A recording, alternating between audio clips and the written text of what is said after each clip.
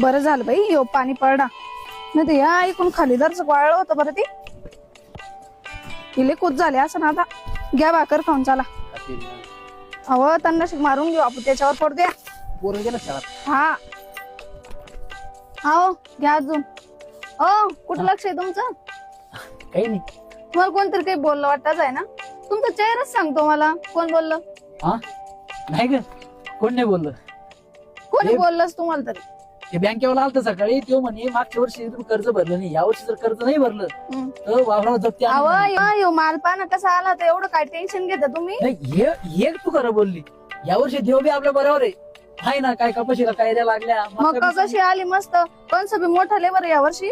3 महिने तर मक्का कडून पैसे ठेवून टाकू देवाना लय ऐकलं नव्हता टाकतो हातात पाणी टाक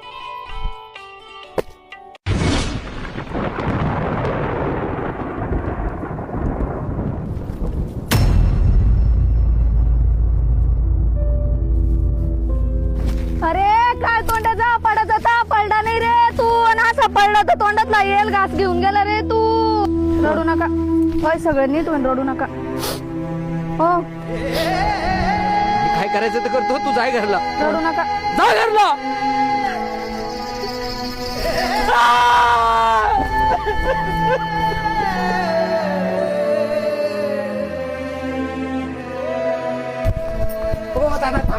काय कराल तुम्ही हा काय कराल फाशी घेऊन काय राहिला? कराल हा? तुम्ही? फाशीच घ्या ते नका घेऊ ते नाही ना कसं रे तिथे तुटून जाईल हे नायलांच्या दोरीनं घ्या आणि कचकन घात तुटून येणं एका मिनिटात मारशा लगे झटपट ताई सोडा त्याला मरू द्या पण मला सांगा तुम्ही आत्महत्या केला ना काय करत सरकार लेतले 1000 लाख रुपयाचा चेक तुमच्या हातात तोंडावर फेकन दुसरं काय करत सरकार काय करू सांगा ना मग काय करू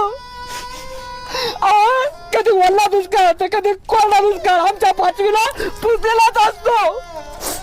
आणि शेतकऱ्याच्या दुःखाचा कोणालाच विचार नको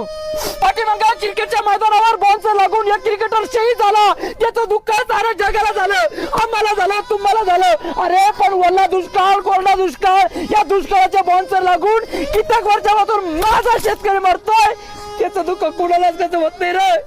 कोणालाच कसं होत नाही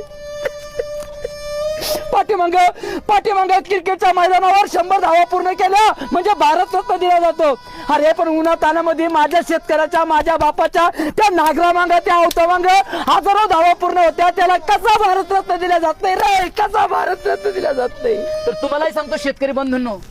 कितीही संकट येऊ द्या पण आत्महत्या हा त्याच्यावरला पर्याय नाही तर आपण शेतकऱ्यांनी सगळ्यांनी एकजूट व्हायला पाहिजे आणि आपल्या न्याय हक्काची लढाई लढायला पाहिजे शेतकऱ्याला न्याय मिळालाच पाहिजे